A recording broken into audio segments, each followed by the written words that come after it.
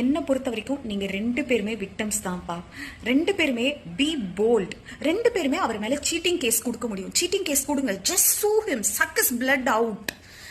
அவர் என்னமோ நினைச்சிட்டு இருக்காரு, ஏதோ ஒரு பக்கம் நம்மளை காப்பாத்திடுவாங்க, இந்த பக்கம் ஒட்டிக்கிட்டா அந்த பக்கம் காப்பாத்திடுவாங்க, அந்த பக்கம் ஒட்டிக்கிட்டா இந்த பக்கம் காப்பாத்திடுவாங்க. இப்படி நினைச்சுதான்ப்பா நிறைய ஆம்பளைங்க இதை பண்ணிக்கிட்டே இருக்காங்க.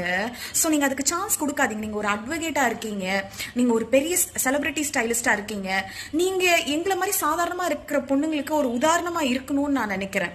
ஸோ ரெண்டு பேருமே அவர் மேல கேஸ் கொடுங்க. அவர் யாரோ ஒருத்தர் நம்மளோட மான மரியாதையெல்லாம் காப்பாத்தி கூட்டிட்டு போயிருவாங்க, நம்ம ஏதோ ஒரு சைடு சேஃபா இருந்துக்கலாம்னு நினைக்கிறாரு. நீங்க ரெண்டு பேருமே அதுக்கு வழி கொடுக்காதீங்க. கொடுக்காம ரெண்டு பேருமே கேஸ் போடுங்க. B bolt girls. நீங்க படிச்ச படிப்புக்கும் பாக்குற வேலைக்கும் எப்படி இருக்கணும், கேவலம் நான் அவரோட வாழ்ந்தா போதுன்னு ரெண்டு பேரும் சொல்றீங்க. என்னம்மா, என்ன படிச்ச படிப்புக்கும் வாங்கின டிகிரிக்கும் ஒரு மரியாதை வேணாமா? உங்களுக்கு ஒரு செல்ஃப் ரெஸ்பெக்ட் வேணாமா? அந்த மூஞ்சோட வாழ்ந்து என்ன பண்ண போறீங்க?